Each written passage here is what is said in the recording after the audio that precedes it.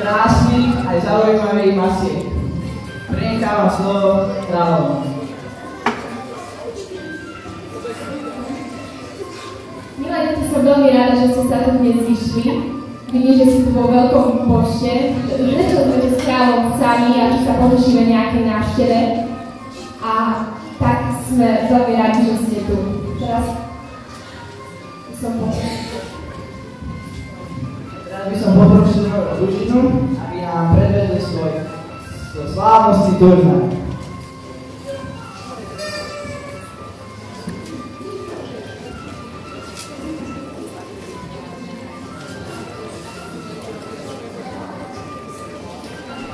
Vážení obyvatelia kráľovstva, je mi cťou predstaviť vám prvých duelantov a udacných rytierov. Syna Rolanda